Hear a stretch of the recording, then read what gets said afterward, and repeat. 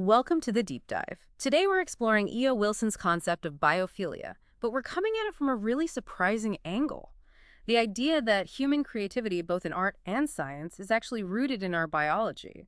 We're looking at the chapter he calls the poetic species. And this is such a crucial shift for understanding his whole argument. Yeah. It takes biophilia away from just being about, why we like parks or pets. Right, the external stuff. Exactly. It moves it into our own internal psychology. The mission here is to see how scientific discovery and artistic creation can actually explain why we're drawn to things like pattern and elegance, and ultimately to life itself. It connects evolution, culture, and even ethics. That's a huge claim that writing a poem has the same biological roots as solving an equation. Wilson sets the stage for this with a really powerful story, doesn't he? The landing of the first Viking probe on Mars. He does. And you can just feel the electricity among the researchers. This was 1976.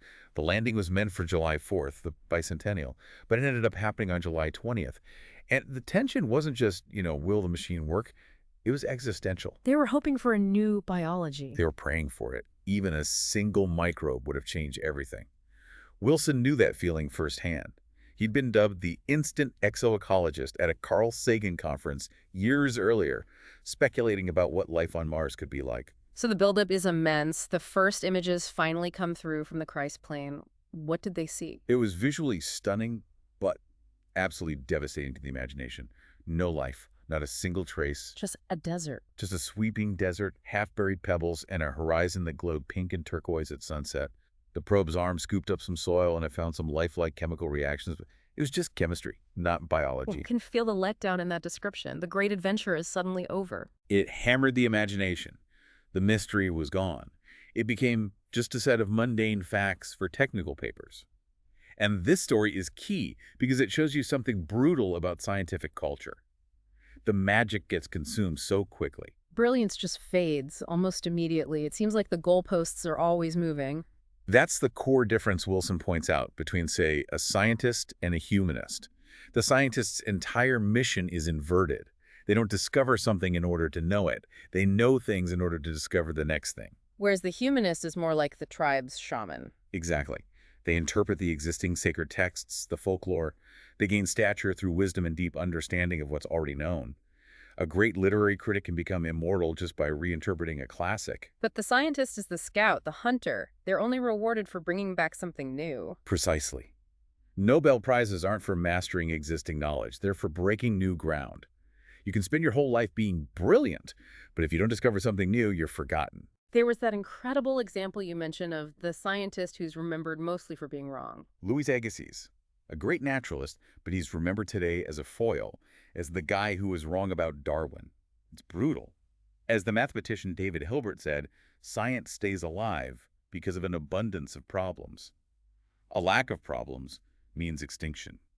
It makes sense then why Einstein tried to categorize the kinds of people you'd find in the temple of science. Right, he saw three types. The utilitarian, making useful things. The ambitious type, who's in it for the sport of it. And then the very few, the ones like Max Planck, who just love truth for its own sake. And those are the ones who are truly esteemed. They are. The ones who will promote a new truth, even if it means losing credit for their own previous work. It's like Thomas Huxley's prayer to face a fact, even if it slays him. And this is where it connects back to biology.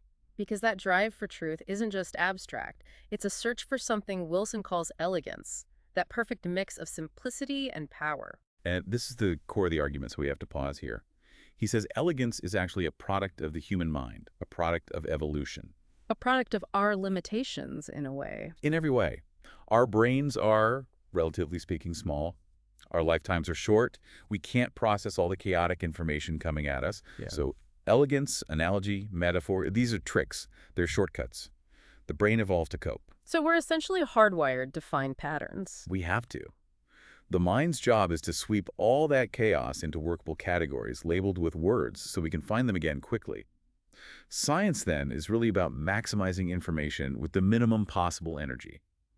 Elegance feels right because it's the most efficient way for our brain to work. This sounds a lot like the famous debate in physics about truth versus beauty. The physicist P.A.M. Dirac said beautiful theories are more likely to be correct. He did, and Hermann Weyl, who was critical for both quantum theory and relativity, Yeah. said when he had to choose between a true solution and a beautiful one, he'd pick the beautiful one, trusting it would eventually lead him back to the truth. So what was Einstein's take on all this? Einstein's solution was just brilliant. He basically said, look, mathematics and beauty are just tools we use because our brains are limited. These aesthetic feelings, they're like our appetite for food or sex. They're functions that play on our brain's limbic system. So beauty is a biological reward system. That's it. The joy you get from solving a tough equation is a limbic reward. Riemannian geometry is beautiful to us for the same deep biological reason a bird of paradise display is beautiful.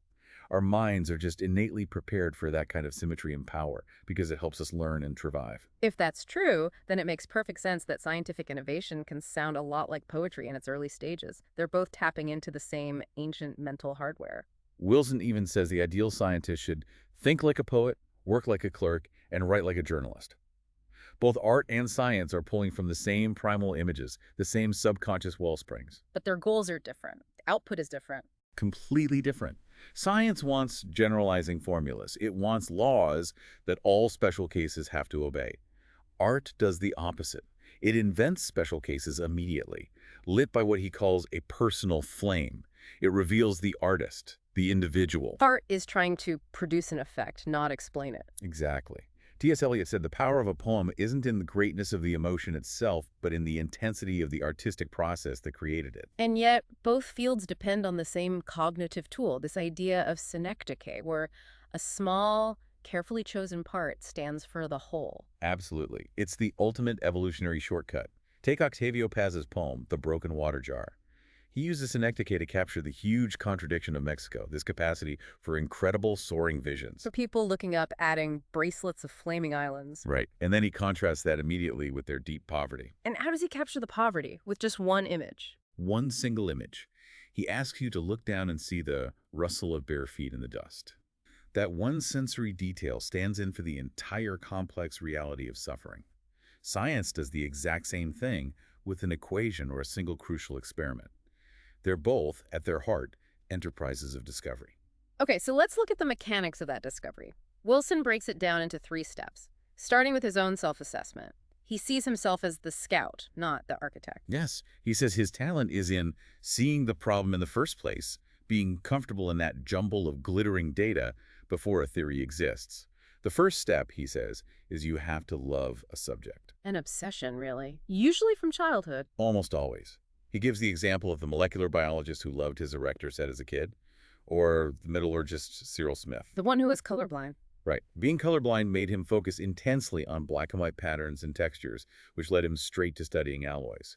As Cameo said, our work is a slow trek to rediscover those simple images that first opened our hearts. Okay, so you have the obsession. Step 2 is you have to venture out. You have to move away from the crowded, well-known fields. True original thought is incredibly rare, maybe a fraction of a percent of a scientist's day. The key is finding what he calls an optimal degree of novelty. Not so safe that it's boring, but not so out there that you get exiled. And the third, final tool is analogy. That's the key instrument.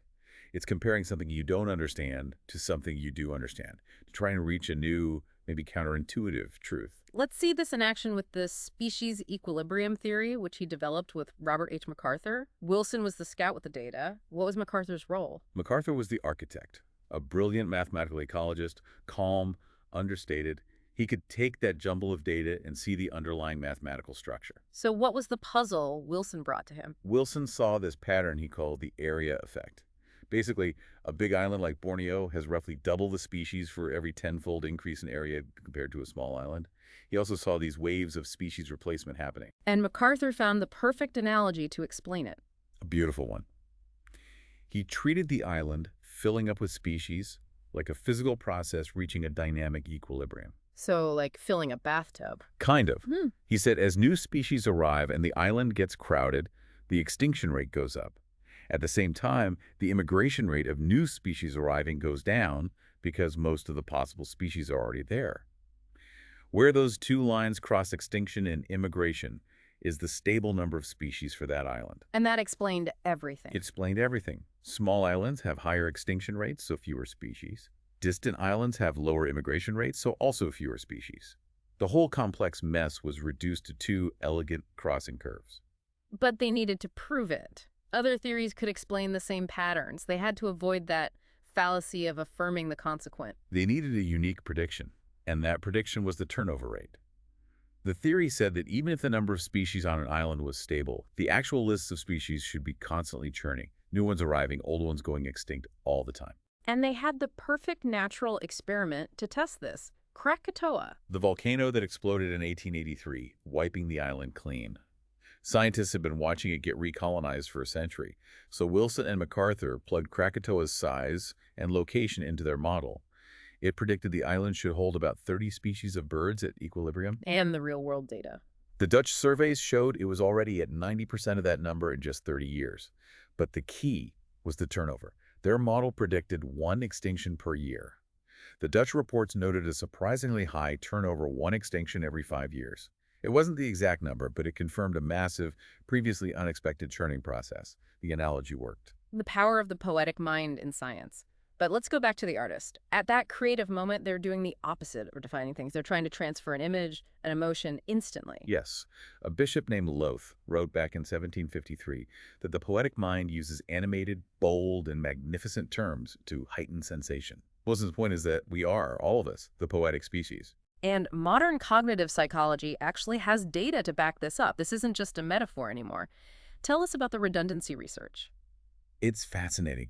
Research using EEGs to measure brain arousal found that we experience maximal aesthetic pleasure when a figure has about 20% redundancy. What does that mean, 20% redundancy? Think of a simple maze or a spiral with just 2 or 3 turns.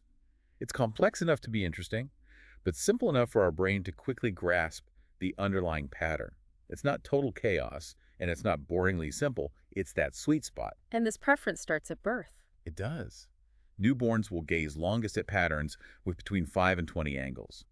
It suggests this aesthetic optimum isn't something we learn from culture, it's biologically foreordained. We are hardwired to seek optimal complexity. So this is the final convergence. Art explores the mind's inner world, its emotions and symbols.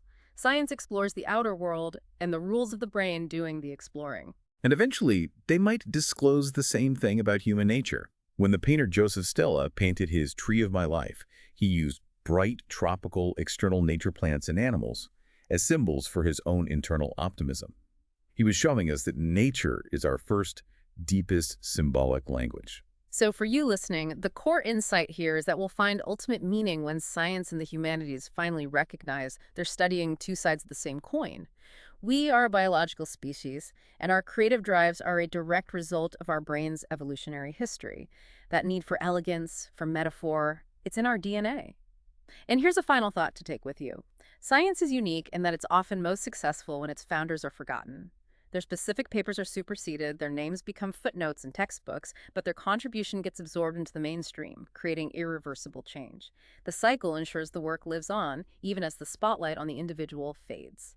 Thank you for joining us for this deep dive into the biological roots of our own creativity. We'll see you next time.